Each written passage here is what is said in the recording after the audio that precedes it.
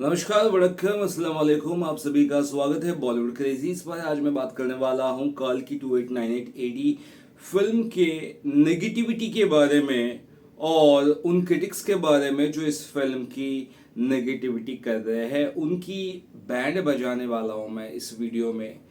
सबसे पहली बात तो, जब कोई क्रिटिक किसी भी फिल्म रिलीज होने से पहले लगातार उसके बारे में नेगेटिव नेगेटिव बातें करने लगे तो समझ जाओ कि वो फिल्म वाकई में अच्छी है। और जब कोई क्रिटिक किसी भी फिल्म आने से पहले बहुत तारीफ करने लग जाए तो समझो फिल्म घटिया होने वाली है।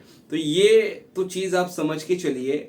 और ऐसे दो नमूने समोसा क्रिटिक है, एक का नाम आर से तो एक का नाम एस से शुरू होता है। और ये दोनों समोसा क्रिटिक इतने समोसे खाते हैं जिसकी कोई लिमिट नहीं है।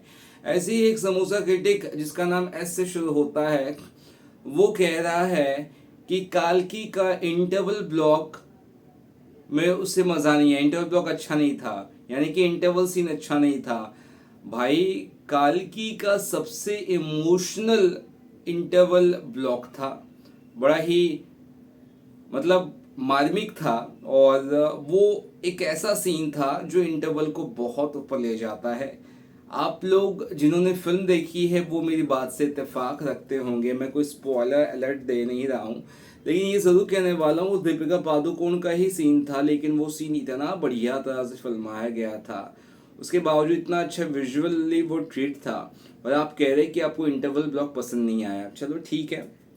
फर्स्ट हाफ में आप ये कह रहे कि फर्स्ट हाफ स्लो था, मैं मानता हूँ। फर्स्ट हाफ में आपको मज़ा नहीं आया, ये भी मानता हूँ। फर्स्ट हाफ में आपको नींद आ गई, ये नहीं मान सकता हूँ मैं, क्योंकि फिल्म में ऐसी कई सारी चीज़ें थी। मैं खुद मोबाइल नहीं पकड़ पा रहा था, ले रहा था, क्योंकि मेरे को पता है यार कुछ ना कुछ सीन मिस ना हो जाए। फर्स्ट हाफ में दिशा पटानी और एक गाना जो उनका था वो नहीं रहता तो चलता, ये मैं मानता हूँ आपकी बात। लेकिन आपको फिल्म एवरेज लगी, ये मैं कतई मान नहीं सकता हूँ दोस्त मेरे। पहली बात तो आपको भोजपुरी सिनेमा देखना छोड़ना पड़ेगा, क्योंकि भोजपुरी सिनेमा देख देख के आपका मूड जो है, आपका दिमाग जो है वो सठिया गया है। और आपने इंटरनेशनल फिल्में मुझे लगता है कभी देखी नहीं होगी, मार्वल्स डीसी की। उन फिल्मों को पहले देखो और उसके बाद अपनी फिल्म को देखो, इस काल्की को देखो, उनके बजट को देखो। और इस बजट में 600 करोड़ के बजट में उस जैसा टक्कर दे रही है, हॉलीवुड फिल्म के टक्कर दे रही है, ऐसा नहीं बनता दोस्त मेरे। और एक क्रिटिक है जिसका नाम आज से शुरू होता है, वो कहता है कि भाई ये अमिताभ बच्चन की फिल्म है, ये अमिताभ बच्चन की फिल्म है ना, प्रभास की नहीं है, प्रभास की नहीं है। अरे तुम कुछ भी कर लो, तुम कुछ भी कह लो, ये फिल्म ना अमिताभ बच्चन की है, ये फिल्म ना प्रभास की है, ये फिल्म नाग अश्विन की है। चलो, क्योंकि जब पिक्चर खराब निकलती है तो ब्लेम गेम जाता है डायरेक्टर पर, सही बात है।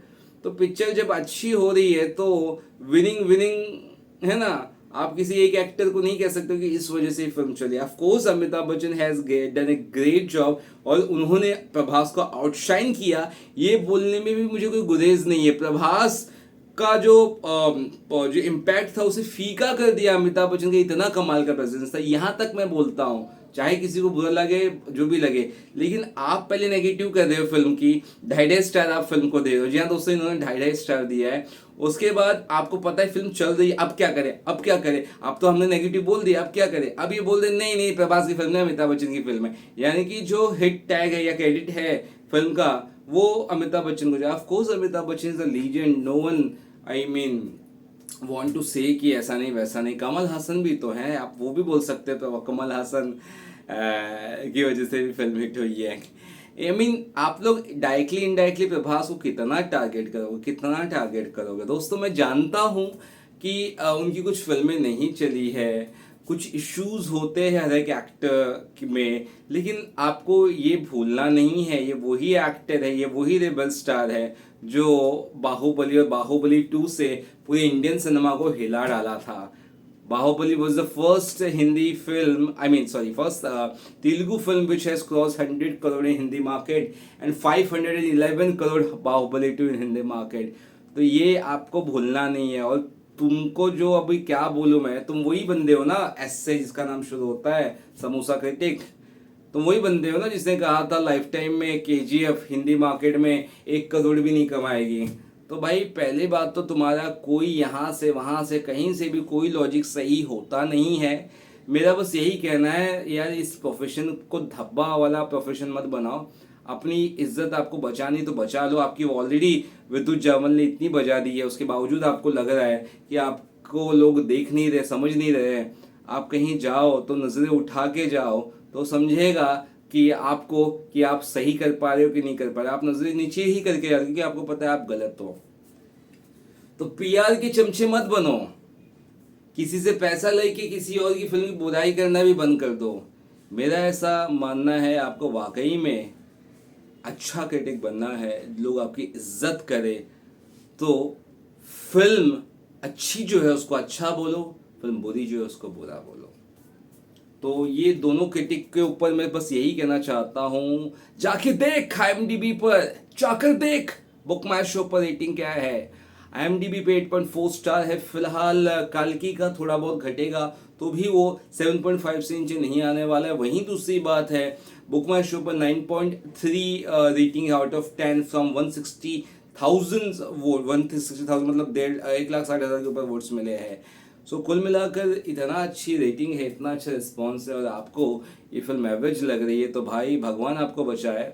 और आप जाके भोजपुरी सिनेमा देखिए, वो भी अच्छी फिल्में बना रहे हैं। ऐसे नहीं कि उनकी बुराई कर रहा हूँ।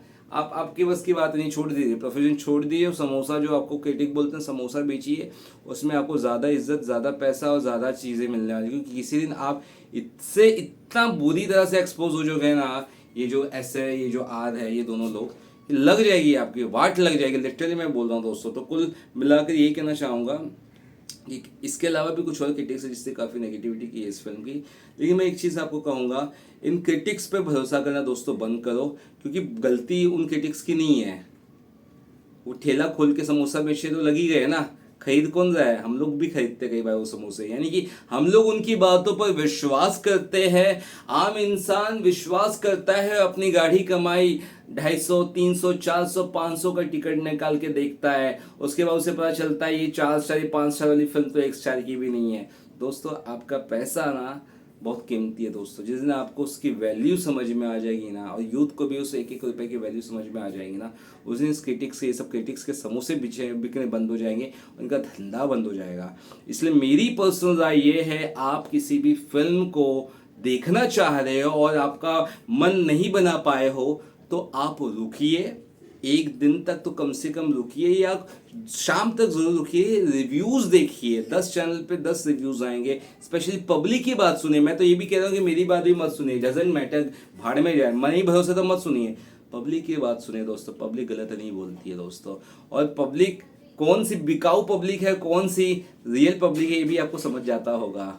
तो उसके बाद आप फिल्म का टिकट निकालिए। इन झंडुओं के ऊपर इनकी वीडियोस देख के, या इनके रिव्यूज़, या इनके टेक्स्ट मैसेजेस, या इनके सोशल मीडिया अकाउंट्स पे जो ये बातें कर रही है, देख कर कभी भी टिकट मत निकालिए। तो ये जो नेगेटिविटी कर रहे हैं, इनसे घंटा कुछ होने वाला नहीं है, क्योंकि काल्की के बाद काल्की 2 भी आ रही है, उसमें भी प्रभास रहने वाले हैं। और इसके अलावा और दर्जन फिल्में साइन करने वाले, क्योंकि ये फिल्म तो ब्लॉकबस्टर होने ही वाली है। तो देखते हैं तुम आगे क्या करते हो। और मुझे यकीन है ये चाटेंगे प्रभास की अगली फिल्मों से ही, क्योंकि उन्हें पता है कि इंडिया का सबसे बड़ा पैन इंडिया सुपरस्टार कोई था, है और रहेगा, वो है प्रभास गारू, रेबल स्टार प्रभास। क्योंकि प्रभास इस बार प्रिपेयर होके आया है। धन्यवाद दोस्तों।